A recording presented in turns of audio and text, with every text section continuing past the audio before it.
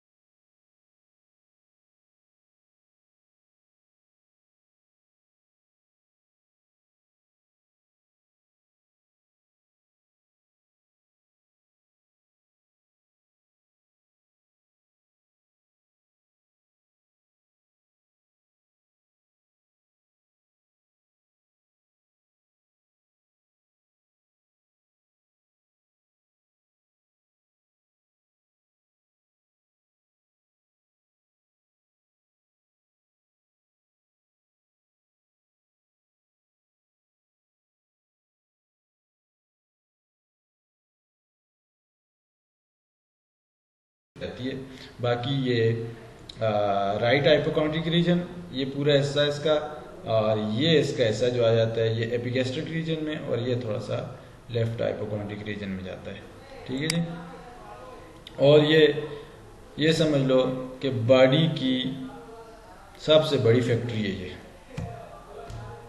ठीक है जी। इसके इर्द गिर्द ये देख लें आप कौन कौन से डायफ्राम, इसकी सुपीरियर एंटीरियर एब्डोमिनल वाल है, इसके सुपीरियरली और एंटीरियरली इसके डायफ्राम है, और एंटीरियर एब्डोमिनल वाल है इंफीरियर, इसके पीछे जो है stomach, bile duct, duodenum, hepatic flexure of the colon, kidney and adrenal glands हैं। पोस्टीरियरली इसोफेगस है, इंफीरियर वेना कैवा है, aorta, gall bladder, vertebral column and diaphragm. ये अगर आप इसको ऐसे पढ़ोगे ना तो आपको ये बड़ा मुश्किल लगेगा यार, इतनी चीज़ें। अगर आप अपने जहन में एक नक्शा बनाओगे, एक मैप बनाओगे कि लिवर है और लिवर के राइट साइड पे क्या होगा, लेफ्ट पे क्या होगा, ऊपर क्या होगा, नीचे क्या होगा, पीछे क्या होगा, आगे क्या होगा, तो आपको बिल्कुल ईजी लगेगा, इसमें कोई मुश्किल नहीं होगी। अच्छा ठीक है। तो इसी तरह posteriorly oesophagus, inferior vena cava, aorta, gall bladder, vertebral column है, डायफ्राम है, और लेटरली इसके लोअर रिब्स एंड डायफ्राम है। ठीक है। ये इसकी बैक साइड है। ठीक है जी। ये इसकी क्या है, liver turn show the posterior surface है इसकी। ठीक है। तो इसको हमने तीन लोब्स में इसको दो लोब्स में इसको डिवाइड किया हुआ है। ठीक है जी। एक ये लोब आ जाती है और एक ये वाली लोब आ जाती है। ठीक है। लोब इसकी दो होती हैं, बाकी इसके पोर्शन काफी सारे हैं, ये आप देख सकते हैं यहाँ पर।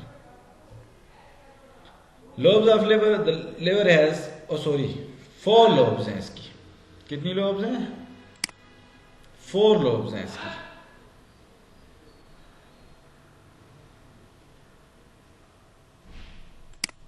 ठीक है जी। Liver has 4 lobes: large right lobe, smaller wedge-shaped left lobe, and the other 2 caudate and quadrate lobes are areas on the posterior surface. अच्छा ठीक है। असल में लिवर को 4 लोब्स में डिवाइड किया हुआ है। 2 लोब्स उसकी सामने हैं और 2 लोब्स जो हैं वो बैक साइड पे। आप इस तस्वीर में देखें, ये आपकी राइट लोब आ जाती है और ये लेफ्ट लोब आ जाती है। ठीक है। ये राइट लोब है और ये लेफ्ट लोब है, ये सामने है। अब जो इसकी बाकी 2 लोब्स हैं वो इसके पीछे कार्डेट और क्वाड्रेट। ठीक है। ये 2 लोब्स इसकी बैक साइड पर होती हैं। ये देखें, ये क्वाड्रेट लोब है, ये वाली, ये पूरी है ये, और this one is I think so the chordate, ये वाली है, ये वाली लोब जो है this is actually chordate lobe. बहरहाल आप इतना याद रखें, ये लिवर्स की 4 लोब्स होती हैं, 2 इसकी लेफ्ट और राइट जो है वो सामने होती हैं, और 2 जो है ये बैक साइड पे होती हैं, जो कि कार्डेट और क्वाड्रेट लोब है। ठीक है जी। अच्छा, फिशर मैंने आपको पहले भी एक दफ़ा बताया था, हाइलम, हाइलस, हाइलम या fissure is a surface from where very structure leaves and enter the glands. ठीक है जी। ये देखें आप, this is actually called fissure. ठीक है। इसको आप हाइलम भी कह सकते हो। ठीक है। इसको हाइलम भी कह सकते हो, फिशर भी कह सकते हो। अच्छा, इसने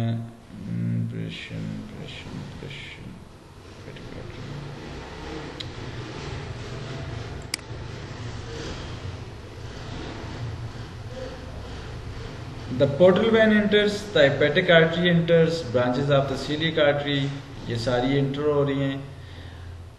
एंटर होने वाली चीजें हैं और आर्गन को छोड़ने वाली चीजें हैं। छोड़ने वाली में बहुत कम होती हैं, एंटर होने वाली चीजें ज्यादा होती हैं। जिस तरह देखें आप, पोर्टल ये यहाँ पर तो इसकी आमतौर पर किसी आर्गन के अंदर आर्टरी जो है वो एंटर हो रही होती है और वेन जो है उसको छोड़ कर जा रही होती है, हम ऐसे कहते हैं। ठीक है। आर्टरी जो है वो एंटर हो रही होती है और वेन जो है उसको छोड़ के जाती है। तो यहाँ पर पोर्टल वेन जो है वो भी इंटर हो रही है, हेपेटिक आर्टरी इंटर हो रही है, ब्रांच ऑफ द सिलिक आर्टरी इंटर हो रही है, और इसके अलावा नर्व फाइबर्स हैं सिंपैथेटिक और पैरासिम्पैथेटिक दोनों किस्म के, और the right and the left hepatic duct. अच्छा, अब इसमें छोड़ के जाने वाली चीजें कौन कौन सी हैं जी? Right and left hepatic duct leave and carrying bile from the liver to the gall bladder. ठीक है, ये हेपेटिक डक्ट जो है ये हमारी यहाँ पर बाइल को लेकर गॉल ब्लैडर की तरफ जाती है। ठीक है, इसके अलावा इसमें लिम्फ वेसल्स होती हैं जो कि इसको छोड़ रही होती हैं लिवर को। ये स्ट्रक्चर इसका खुद देख लेना आप, ये इसका विलाइज का और इसका दिखाया हुआ है मेरे ख्याल में बाइल डक्ट का। ठीक है, बाइल डक्ट का ये स्ट्रक्चर दिखाया हुआ है।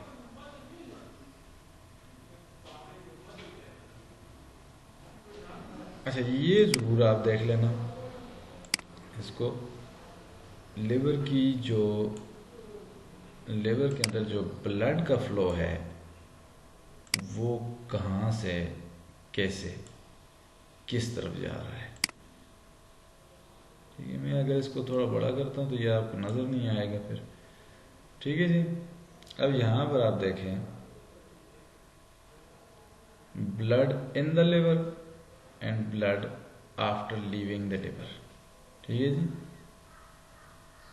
सबसे पहले है पोर्टल वेन। ठीक है, deoxygenated blood rich in nutrition. आप एक बात याद रखें, यहाँ पर मैं आपको बताना चाहूँगा कि जितना भी आपका खुराक हजम होती है, आपको पता है सबसे पहले वो ब्लड में जाती है। वो ब्लड कहाँ जाता है? सबसे पहले वो ब्लड कहाँ जाता है? हार्ट की तरफ से नहीं, यहां पर ब्लड हार्ट की तरफ नहीं जाता। यहां पर आप मैंने देखे आपको मैंने कहा ये जो पोर्टल वेन है, एक्चुअली इंटेस्टाइन के अंदर जितनी भी आपकी न्यूट्रिशन की एब्जॉर्प्शन होती है वो पोर्टल वेन में हो रही होती है। ठीक है, तो पोर्टल वेन जो है ये आपकी लेके जाती है लिवर की तरफ। ठीक है जी, पोर्टल वेन जो कहां जाती है? लिवर की तरफ जाती है। और लिवर वो ऑर्गन है जो हर चीज को, जितनी भी कोई भी एब्जॉर्प्शन होती है अदर देन डायरेक्टली जो ब्लड के अंदर आपके चीजें जाती हैं, डायरेक्टली जो बाहर से आप डायरेक्टली देते हैं, उसके अलावा जितनी आपकी नेचुरल प्रोसेस के थ्रू आपकी एब्जॉर्प्शन होती है वो पोर्टल वेन में होती है। और पोर्टल वेन उसको लेके जाती है लिवर की तरफ, और लिवर उसको फर्स्ट ऑफ ऑल डिटॉक्सिफाई करता है। क्या करता है?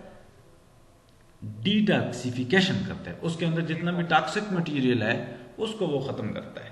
ठीक है जी, तो हमारा सबसे पहले जो क्या है पोर्टल वेन है, दैट इज डीऑक्सीजनेटेड ब्लड है, लेकिन that is rich in nutrients. ठीक है, ये इंटरलोब्यूलर वेन को जाकर टच करता है जो कि लिवर के अंदर है।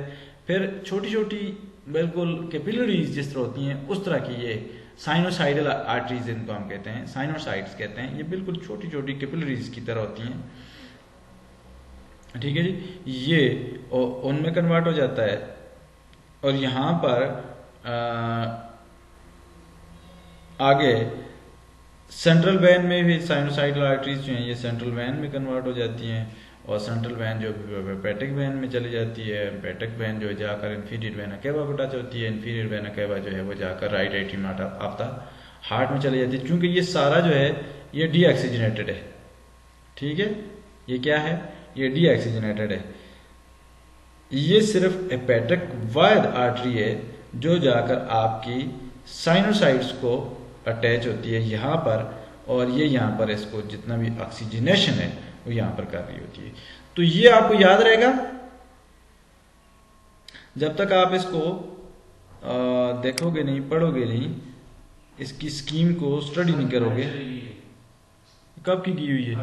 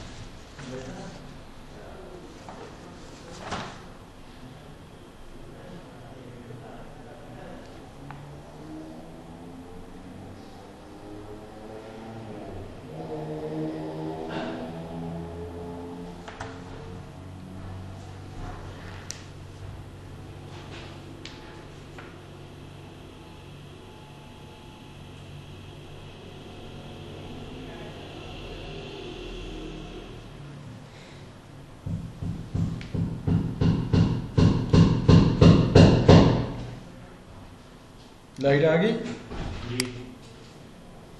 लाइट कदे नहीं आई थी तो यार दसो आ गए मुकेश नहरे भी क्या पता लगता है इससे सादा सीट का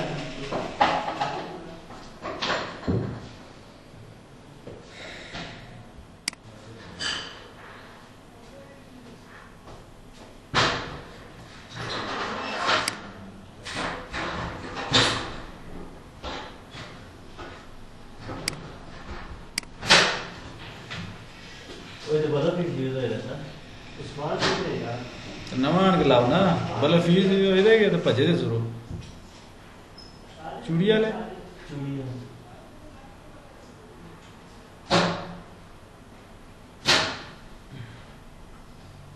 ना इसमें कोई जो होना है वो नहीं शुरू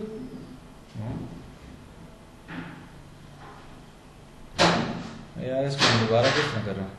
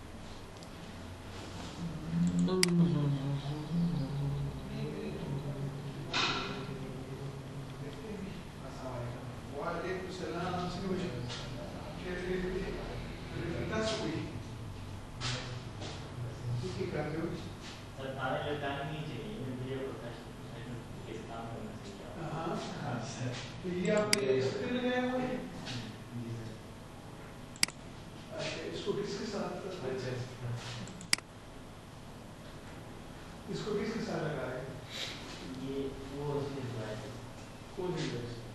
जो कंप्लेंट इसकी यहाँ करना है हाँ तो ये कहाँ जाएगी? आप इधर आएगा आप नीचे चलो ये अच्छा है। और ये मैंने आपसे कहा कि इसको यहाँ से हटा लेगा। सर से मैं इसके लिए ऊपर चढ़ना पड़ता है। अच्छा आपको भी सही है आपकी भी सही है। चलो रेहान इधर आओ जी सर इसको क्या करूं मुझे बताओ इसको दोबारा से मैं ज्वाइन करूं या कि मैं दोबारा रीजॉइन किया है सर ये गेटिंग रेडी हो रहा है ये इसको न्यूज मीटिंग ना करूं यहाँ से नहीं सर वो रीजॉइन किया है ना आपने हाँ ना किया तो है लेकिन ये तो बहुत टाइम लगा रहा है सर खत्म करके न्यू लिंक भेज दें न्यू लिंक भेज दें सर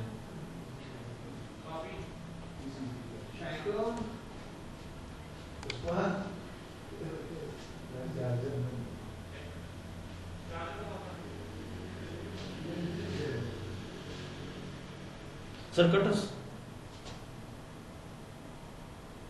ये अब तो स्टार्ट होने लगा तुम क्या काटो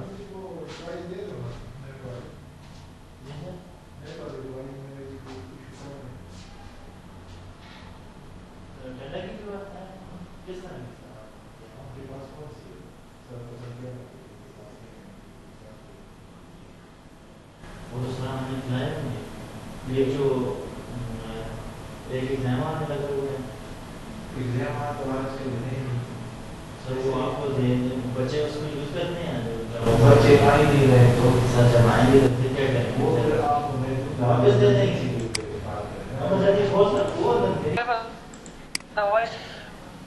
ओके बच्चों अभी हम लोग इंशाल्लाह स्टार्ट करते हैं लास्ट स्लाइड मुझे नहीं पता है आप लोग मेरे साथ थे या नहीं हम लोगों ने ये डिस्कस की थी हमने ये पाथवेज जो है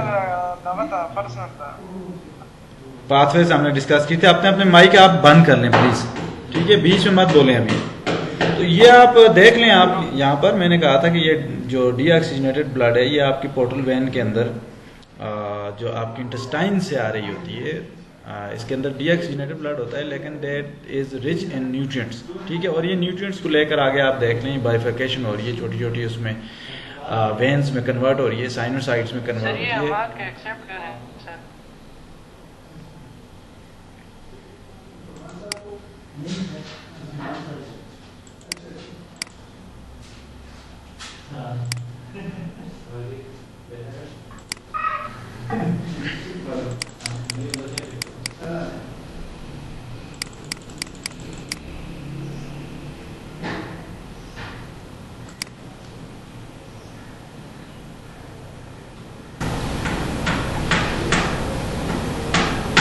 नेट की स्पीड बहुत स्लो है, पता नहीं क्या है।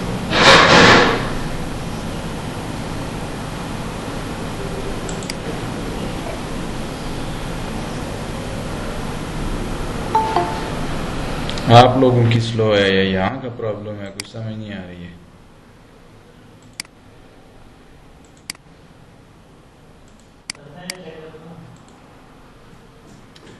अच्छा, तो ये इसको देखें, इसमें सिर्फ एक आर्टरी इसमें दाखिल हो रही है, दैट इज़ हेपेटिक आर्टरी, और वो जाकर साइनोसाइड्स के लेवल पर आप एंटर होती है, और यहाँ पर साइनोसाइड्स में वो ऑक्सीजन वगैरह प्रोवाइड कर रही है। मैंने कर दिए बच्चे, कर दिए मैंने।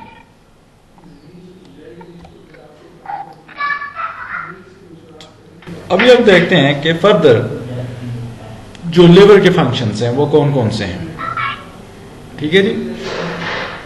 तो सबसे पहले कार्बोहाइड्रेट मेटाबॉलिज्म। मैंने आपको पहले भी बताया था कि हमारी बॉडी में जब हम फास्टिंग में होते हैं तो सबसे पहले हमारे पास जो स्टोर्ड कार्बोहाइड्रेट्स होते हैं जो कि लिवर के अंदर होते हैं, वो फर्स्ट ऑफ ऑल हमारे ग्लूकोज में कन्वर्ट होते हैं।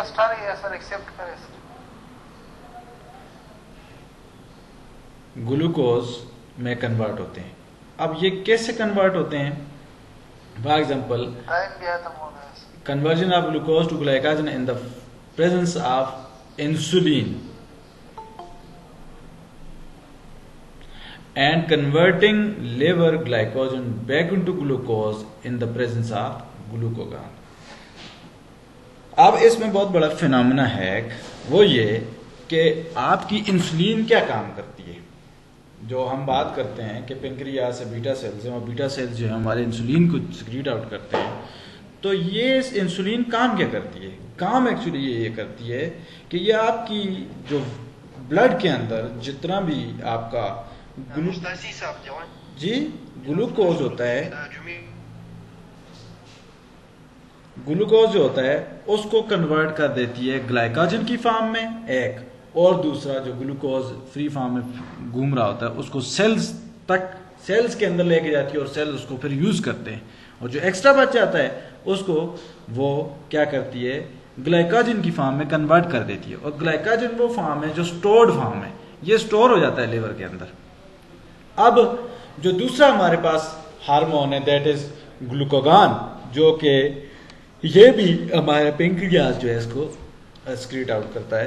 तो ये ग्लूकागॉन उस वक्त काम करता है जब हमारा एनर्जी लेवल डाउन हो जाता है, ठीक है। फास्टिंग की सूरत में हमारा जो स्टोर्ड ग्लूकोज है वो जो है इन द प्रेजेंस ऑफ ग्लूकागॉन जो है ये वापस ग्लूकोज में कन्वर्ट होता है, और फिर हमें एनर्जी मिलती है इस तरह।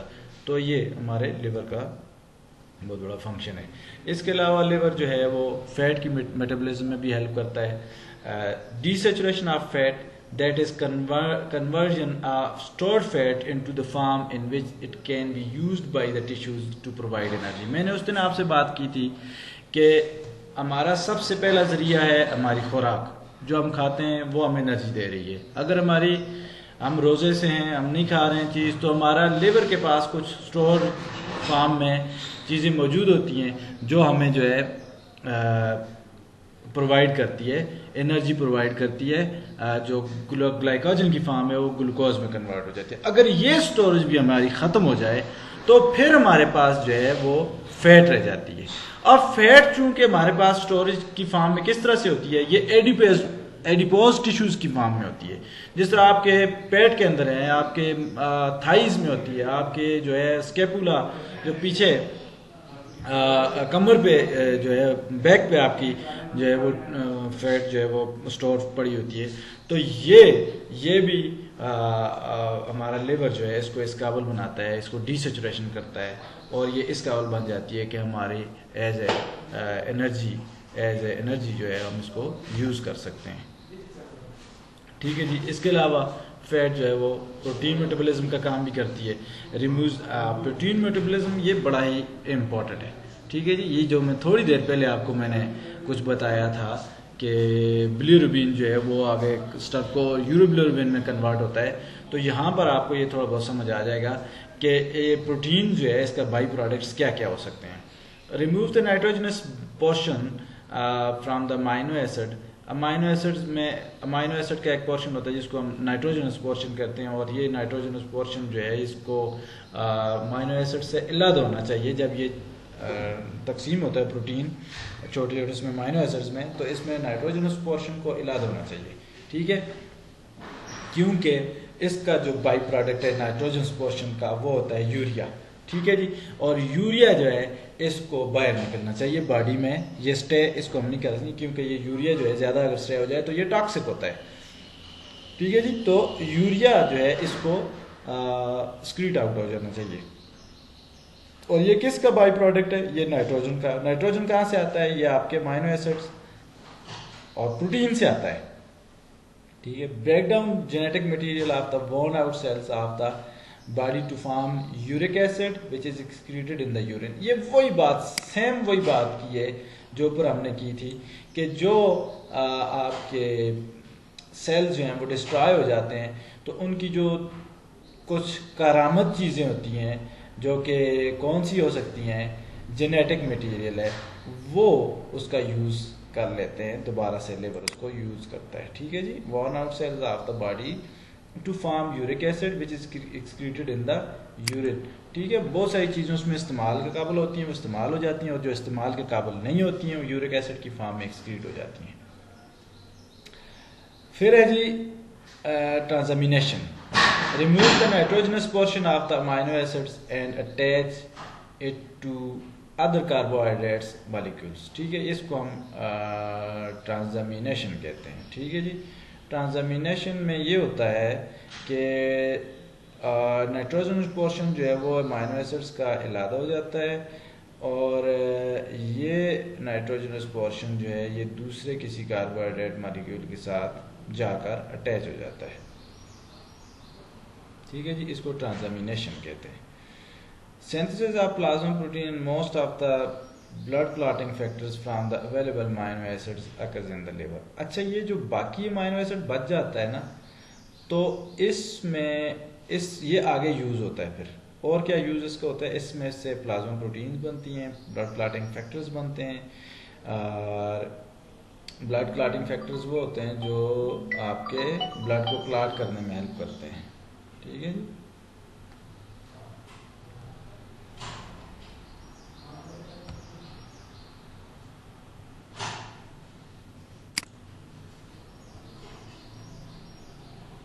इसके अलावा और क्या काम हो सकते हैं? फंक्शन लेवल के क्या फंक्शन हो सकते हैं? Breakdown of the erythrocytes in defence against microbes. Breakdown of erythrocytes, मैंने आपको बताया कि आरबीसीज की 120 दिन की ज़िंदगी होती है, तो इनकी ज़िंदगी जो है 120 दिन के बाद ख़त्म होती है। तो ये कहाँ जाते हैं? तो ये सबसे पहले आपकी स्प्लीन में जाते हैं। स्प्लीन में ये डिस्ट्रॉय होने के बाद जो सेल्स रह जाते हैं ये वापस लिवर में आते हैं। लिवर इनको फिर इनकी जो प्रोटीन है उसको उसमें से कुछ चीज़ों को यूज़ कर लेता है, और इसके अलावा जो आयरन होता है इसका उसको यूज़ कर लेता है। ठीक है। जो स्टर्को और यूरोबिलिरुबिन की मैंने बात की थी वो यही बात थी एक्चुअली। इसके अलावा detoxification of the drugs and noxious substances. जितने भी मैंने आपको बताया कि जितनी भी चीज़ें आपकी स्टमक में जाती हैं, चाहे वो डाइट की सूरत में, चाहे वो ड्रग की सूरत में, चाहे वो किसी भी सूरत में, उनकी जो डिटॉक्सिफिकेशन है that is actually takes place in the liver. ठीक है। लिवर उसको डिटॉक्सिफाई करता है। फिर इसके अलावा जी मेटाबॉलिज्म ऑफ द इथेनॉल है, इनएक्टिवेशन ऑफ द हार्मोन है। इथेनॉल क्या चीज़ होती है? किसी को पता है?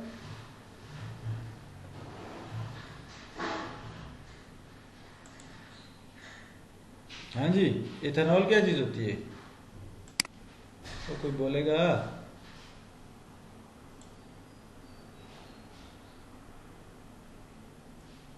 Ethanol is a vitamin. ठीक है जी। अब ये कौन सा वाइटामिन है ये आप पता करके मुझे बताएं। ठीक है।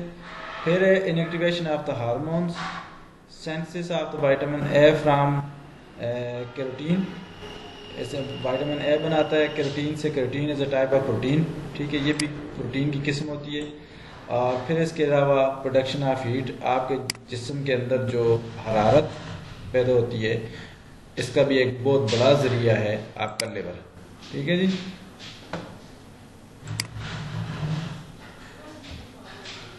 मुझे लगता है मेरे साथ कोई भी नहीं है, कोई समझ नहीं आ रही है आप लोग मेरे साथ हो या नहीं हो। फंक्शन ऑफ लिवर इसके अलावा और कौन कौन से हैं जी? सिक्रीशन ऑफ बाइल है, बाइल बनाता है, स्टोर करता है इसको। The substances include fat soluble vitamins A, D, E and के। मैंने आपको पहले बता दिया था कि ए, डी, ई और के जो है वो फैट सॉल्युबल विटामिन्स होते हैं, इनको स्टोर करता है। Iron, copper, some water soluble vitamins को भी स्टोर करता है, जिसमें राइबोफ्लेविन, नियासिन, पायरिडॉक्सिन और folic acid and vitamin B12 है। ठीक है जी, इनकी स्टोरेज करता है। लेकिन ये ज़्यादा चीज़ें इतनी ज़्यादा अमाउंट में स्टोर नहीं होती हैं, ये थोड़ी थोड़ी अमाउंट में स्टोर होती हैं। अगर उससे एक्स्ट्रा होने शुरू हो जाए तो ये एक्सक्रीट आउट हो जाती हैं। ठीक है जी। अब बाइल की कंपोजिशन हमने पहले पढ़ी थी मेरे ख्याल में।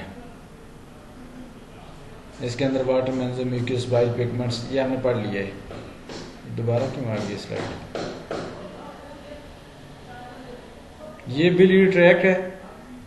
जैसा कि मैंने आपको बताया था, खुद भी नक्शा बना के भी दिखाया था आपको। ये आप देख लें, ये this is common bile duct. ठीक है, ये कॉमन बाइल डक्ट है।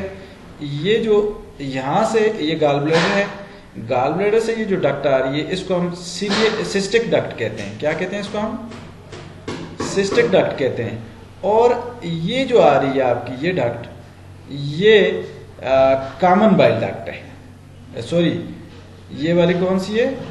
ये वाली हेपेटिक डक्ट है। सॉरी, ये हेपेटिक डक्ट है। यहाँ से जो आ रही है ये वाली, ये हेपेटिक डक्ट है।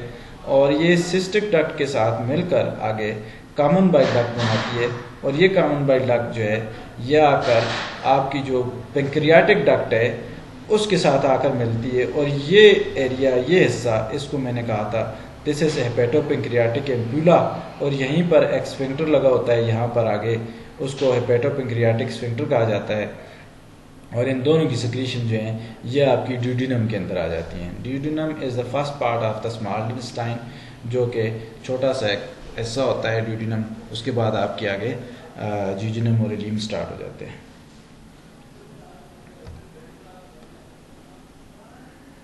गॉल ब्लैडर का क्या रेजरवायर का काम करता है? Concentration of the bile by up to 10 और 15 फोल्ड जो है वो हाई रखता है। ठीक है। Absorption of the water through the walls of the gall bladder, पानी की एब्जॉर्प्शन होती रहती है, गॉल ब्लैडर की जो वाल्स हैं उससे होती है, एब्जॉर्प्शन भी होती है। और जो रिलीज़ आपकी बाइल जो है उसको रिलीज़ करता है आगे फर्दर इस्तेमाल के लिए इंटेस्टाइन में। जैसे जैसे ज़रूरत पड़ती जाती है ऐसे ऐसे रिलीज़ करता रहता है। इसके अलावा मेटाबॉलिज्म है जी। Metabolism constitutes all the chemical reactions that occurs in the body using absorbed nutrients to.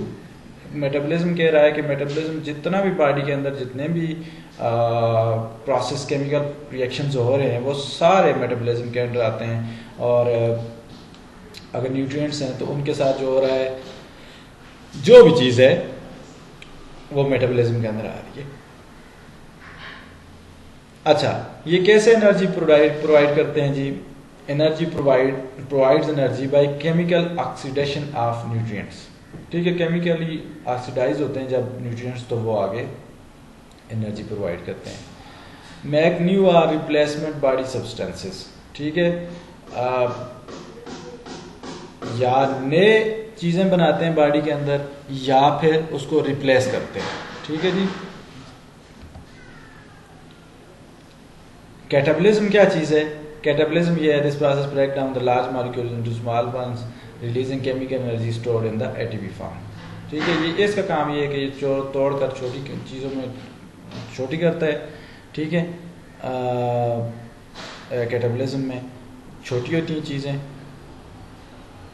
और छोटी से छोटी होती जाती हैं तो एटीपी रिलीज़ करती हैं फिर आखिर में, ठीक है। Energy stored in the form of ATP, ATP की फॉर्म में ये स्टोर होती हैं और यही लेवल जाकर एनर्जी जो रिलीज़ होती है वो भी इसी लेवल पर होती है।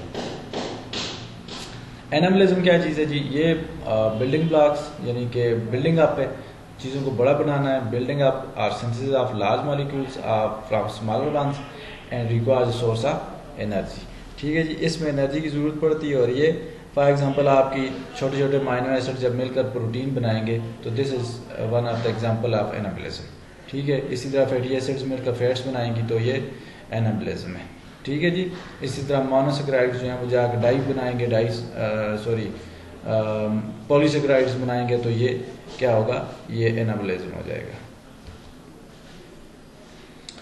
एनर्जी क्या चीज़ है?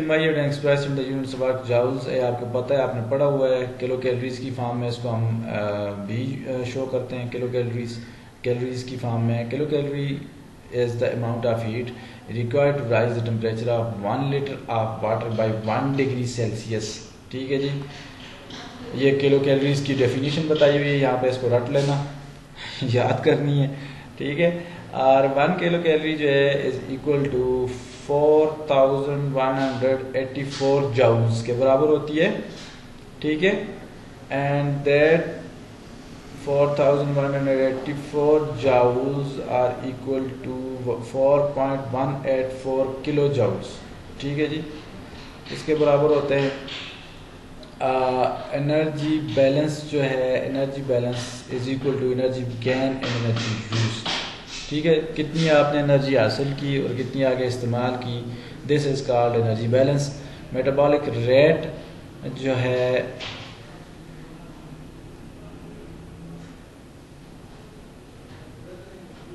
मैंने इसको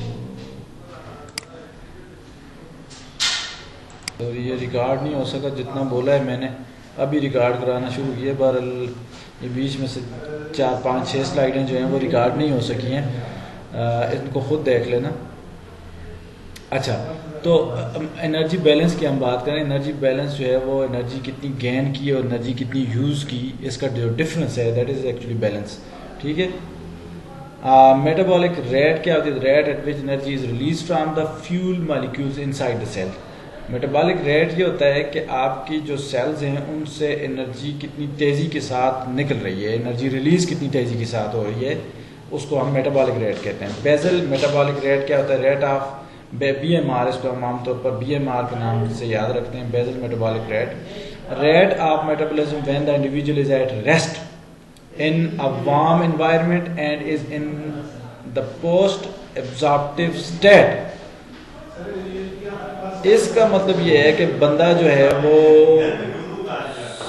सोया हुआ हो, यानी ऐसी सिचुएशन में हो जहां पर उसकी वो रेस्ट में हो और एनर्जी कम से कम यूज कर रहा हो, तो उस वक्त जितनी उसकी एनर्जी इस्तेमाल हो रही होगी वो एक्चुअली उसका बेसल मेटाबॉलिक रेट होगा, ठीक है। यानी कि इंसान की कोई एक्टिविटी ना हो रही हो एक्स्ट्रा, सिर्फ इंसान के इंटरनल प्रोसेसिंग जो है, जिस तरह सांस लेना है, दिल का धड़कना है, आंतों का चलना है, गुर्दों का काम करना है, ये ऐसी चीजें हैं जिनको हम रोक नहीं सकते। इन चीजों पर भी एनर्जी की जरूरत होती है, तो इन पर जितनी एनर्जी हमारी इस्तेमाल हो रही होती है वो कहलाती है आपकी बेसल मेटाबॉलिक रेट, ठीक है। जितना भी वो इस्तेमाल हो रहा है वो आपका बेसल मेटाबॉलिक रेट है।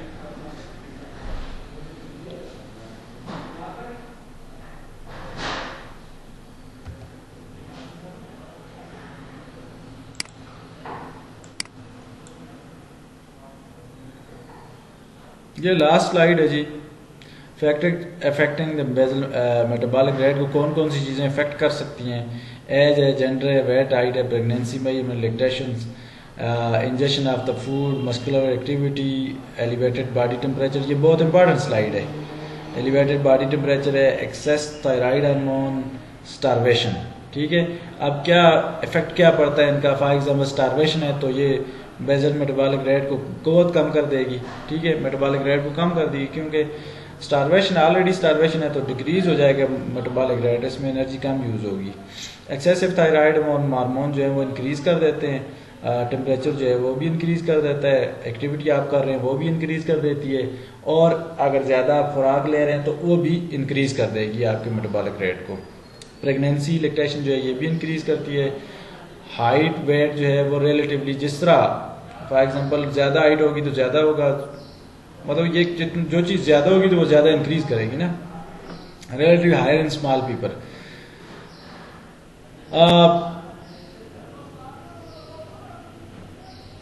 ये डिपेंड करता है कि फॉर एग्जांपल अगर किसी बंदे का हाइट ज़्यादा नहीं है और उसका वेट ज़्यादा है तो ये हाई हो जाएगा मेटाबॉलिक रेट, ठीक है। इसी तरह जेंडर में हायर मैन देन वुमेन, मर्द जो हैं वो ज़्यादा एनर्जी इस्तेमाल करते हैं तो इसलिए उनकी मेटाबॉलिक रेट भी ज़्यादा होता है, ठीक है। और जितना छोटा होगा बंदा इतना उसका मेटाबॉलिक रेट तेज़ होगा, और जितना बढ़ता जाएगा बुढ़ापे की तरफ जाएगा तो मेटाबॉलिक रेट जो है वो कम होता जाएगा, ठीक है बच्चों। थैंक यू वेरी मच, आपका साथ देने का शुक्रिया। अब मुझे नहीं पता कौन कौन है और कौन कौन नहीं है, बल पीपल में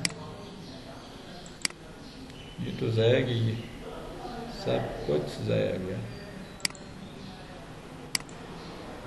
सब कुछ ज़ाया गया।